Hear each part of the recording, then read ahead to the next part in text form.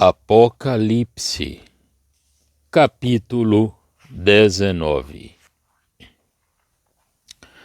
E depois destas coisas, ouvi no céu como que uma grande voz de uma grande multidão que dizia: Aleluia!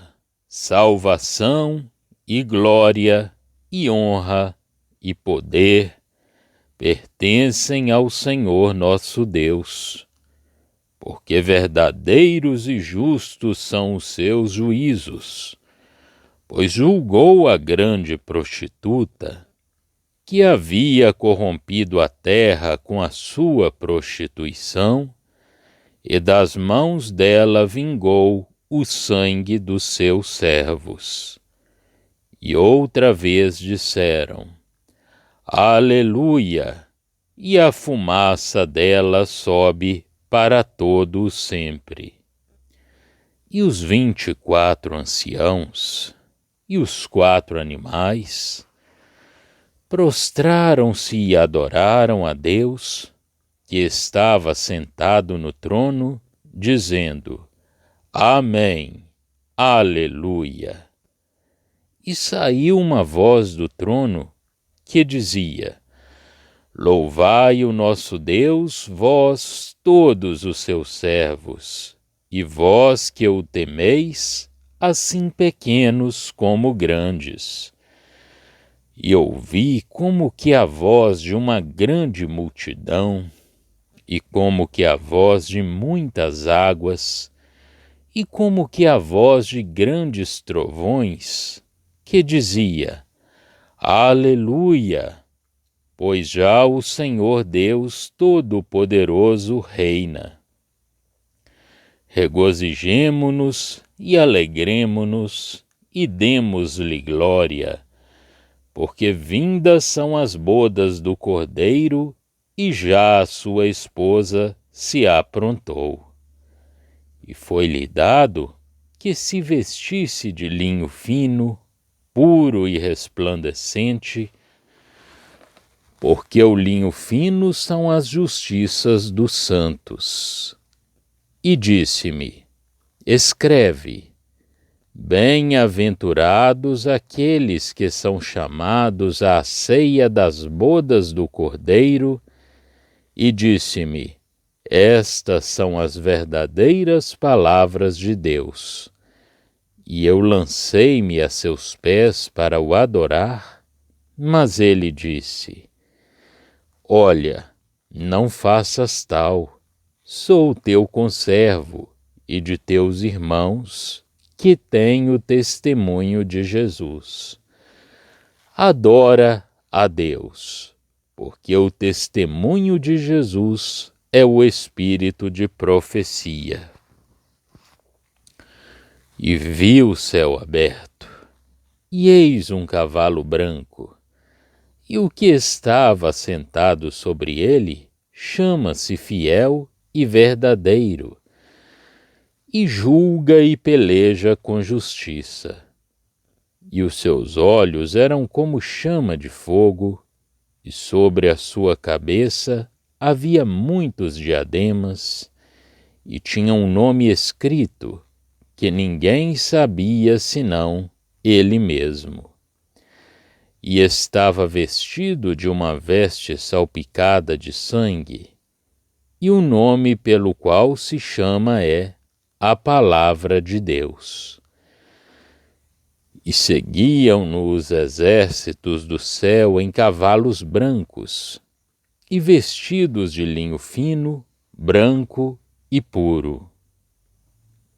E da sua boca saía uma aguda espada, para ferir com ela as nações, e ele as regerá com vara de ferro, e ele mesmo é o que pisa o lagar do vinho do furor e da ira do Deus Todo-Poderoso.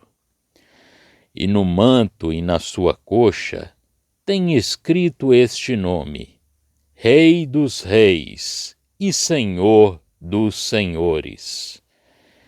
E vi um anjo que estava no sol, e clamou com grande voz, dizendo a todas as aves que voavam pelo meio do céu: Vinde e ajuntai-vos à ceia do grande Deus, para que comais a carne dos reis, e a carne dos tribunos, e a carne dos fortes, e a carne dos cavalos e dos que sobre eles se assentam, e a carne de todos os homens, livres e servos, pequenos e grandes.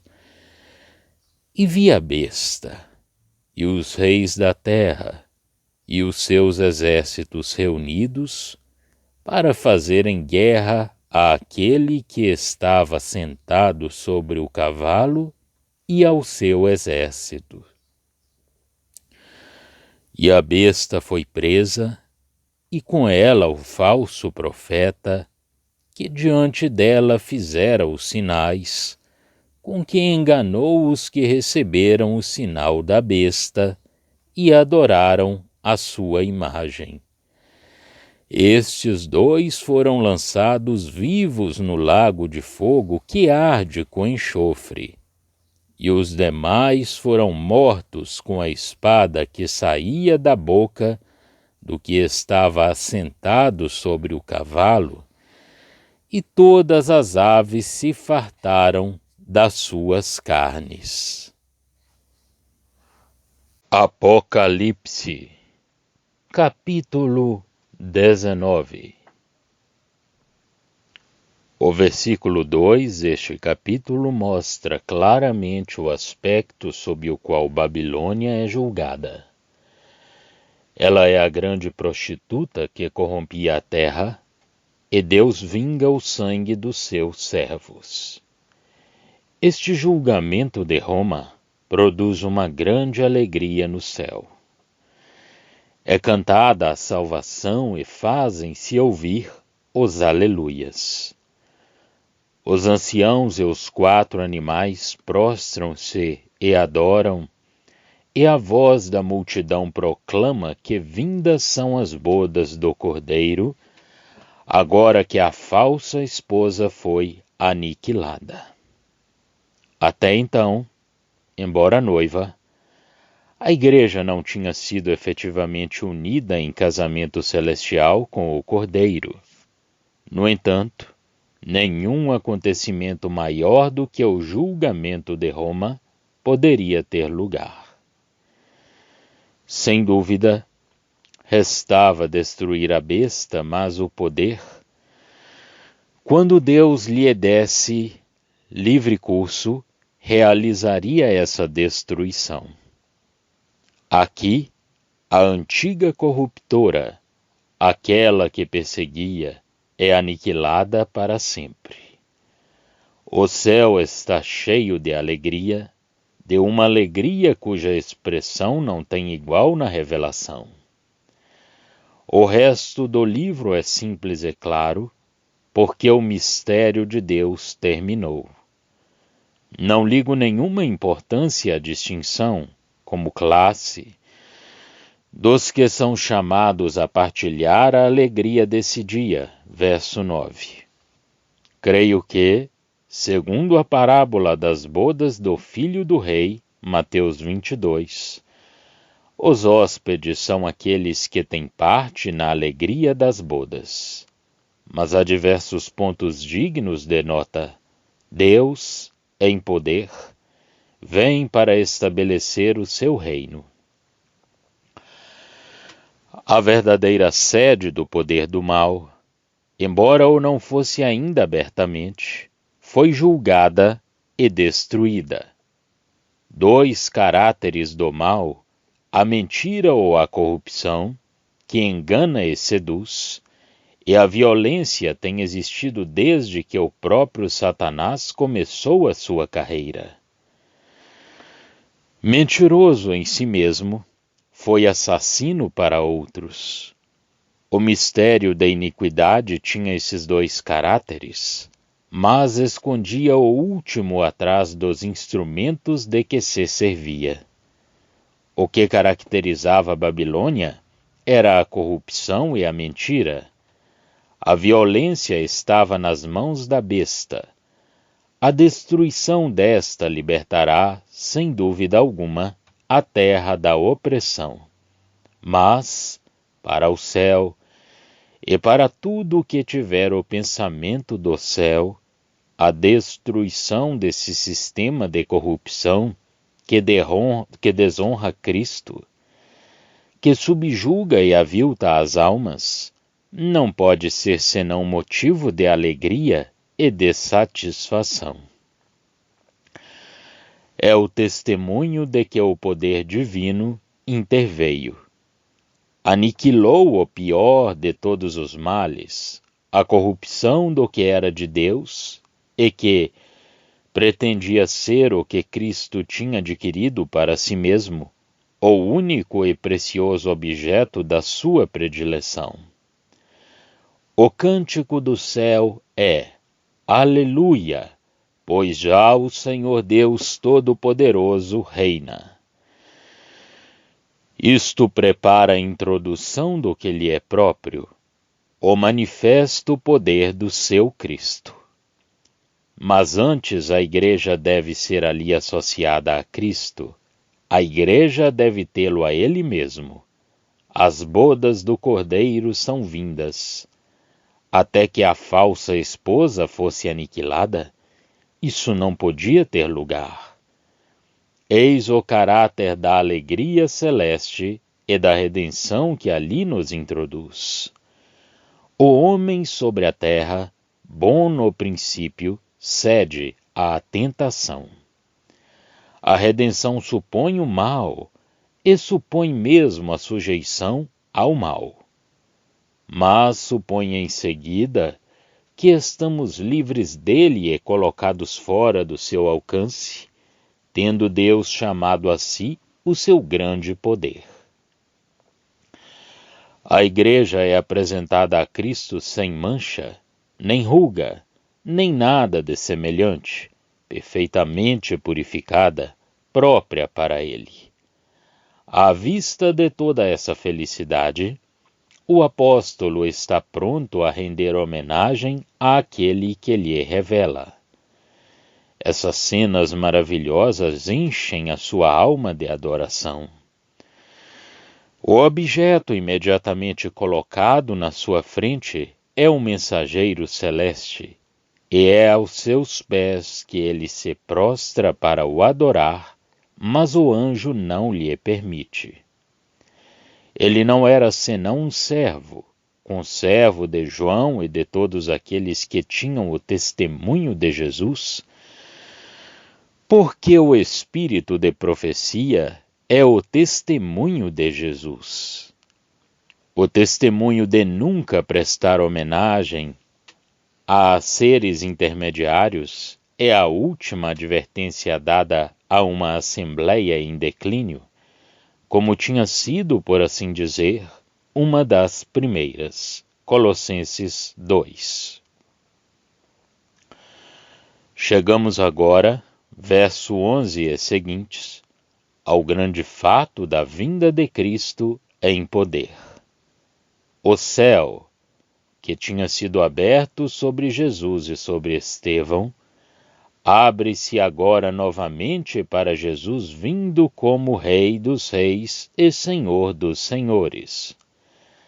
A fé tinha-o conhecido como o Santo e o Verdadeiro, como a testemunha fiel e verdadeira.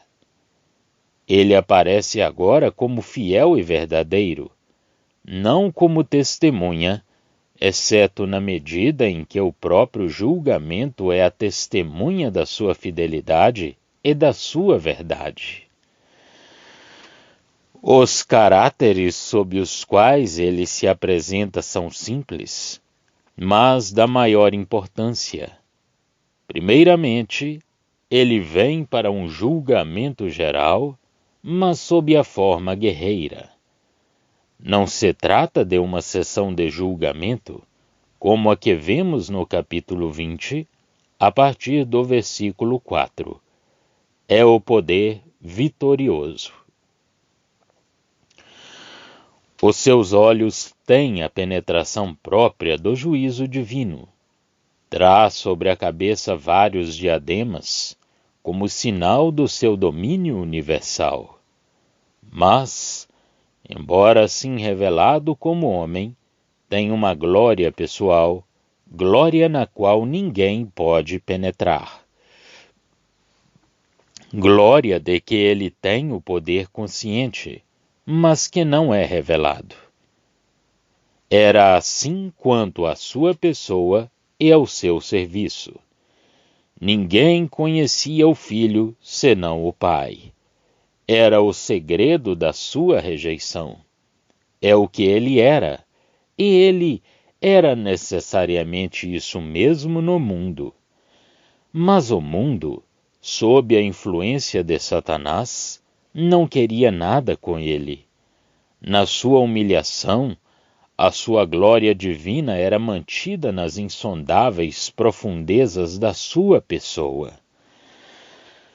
Nesta passagem, ele é revelado em glória, mas fica sempre aquele que ninguém podia sondar, a sua própria pessoa e a sua natureza. O nome sob o qual é revelado é o Verbo de Deus. Conhecemo-lo como revelando Deus em graça ou em poder, de maneira que Deus seja conhecido. Mas a sua pessoa como Filho fica sempre insondável. O seu nome está escrito de modo a sabermos que não pode ser conhecido, não desconhecido, mas sim impenetrável. Justifica agora o caráter e as exigências de Deus relativamente aos homens. O que eles deviam ser para Deus e o que Deus era para eles na sua relação natural, caráter e exigências reveladas em relação à responsabilidade dos homens. E a isso e a nós próprios que se refere o julgamento. Ele é o vingador. As suas vestes estão tingidas de sangue. Tudo o caracteriza, podemos notá-lo, segundo aquilo em que ele é manifestado pelo próprio juízo. Ele é a revelação, o Verbo de Deus. É o seu caráter eterno, o que era antes da criação. Agora, ele o demonstra em juízo. Os exércitos que estão no céu não têm as suas vestes tingidas de sangue, são triunfantes. Seguem a Cristo no seu triunfo, revestidos de perfeita pureza. São os seus eleitos, chamados e fiéis. A vingança sobre Edom não era sua parte, embora partilhem a vitória sobre a besta. A vingança sobre Edom tem um caráter mais terrestre e está mais em relação com a Judeia. Ali está o assírio, não a besta, ver o Salmo 83. A besta e o falso profeta são destruídos por ele, quando vier do céu. Castiga as nações com a espada da sua boca e governa-as com uma vara de ferro. Esta é a parte dos seus santos com ele. Capítulos 2, de 26 a 27. É também ele quem pisa o lagar. Isto também ele o faz só. Não é que os santos não estejam com ele como seu cortejo, por assim dizer, mas a execução do juízo pertence-lhe. Em Isaías, é-nos dito somente que do povo ninguém estava com ele. Quando o julgamento tem lugar, quando se trata de uma sessão, o julgamento é-lhe conferido. Capítulo 24.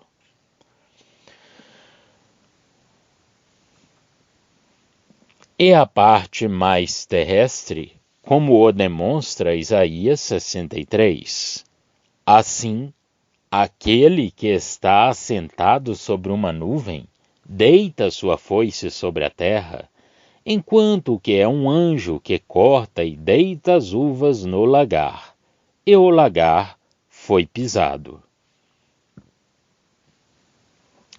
Disse já que a ceifa é um julgamento separativo. Há trigo para o celeiro, a vindima é a vingança, uma justa vingança. Não nos é dito, por alguém assentado sobre a nuvem. O caráter do julgamento da besta e do falso profeta é celeste, é pela palavra de Deus, pelo Senhor vindo do céu, que é executado. A vindima é uma coisa terrestre. Cristo é publicamente, oficialmente, em si mesmo Rei dos Reis e Senhor dos Senhores. A besta e o falso profeta são lançados vivos no lago de fogo. É um juízo atual e final. Os outros são judicialmente mortos. Não nos é dito que o juízo final daqueles que foram seduzidos tenha lugar nesse momento. Satanás não é ainda lançado no lago de fogo, mas sim no abismo, naquele abismo para onde a legião de demônios suplicava ao Senhor que não fossem enviados. Lucas 8, de 30 a 31. Satanás deve ficar ali amarrado durante 1000 anos, tempo em que não poderá seduzir as nações. Já estão disponíveis para leitura os comentários do Novo Testamento e do Antigo Testamento de João Nelson Darby. Estão nos formatos de livro, e-book, também aplicativo para o celular Android. Visite o nosso site www.palavrasdoevangelho.com.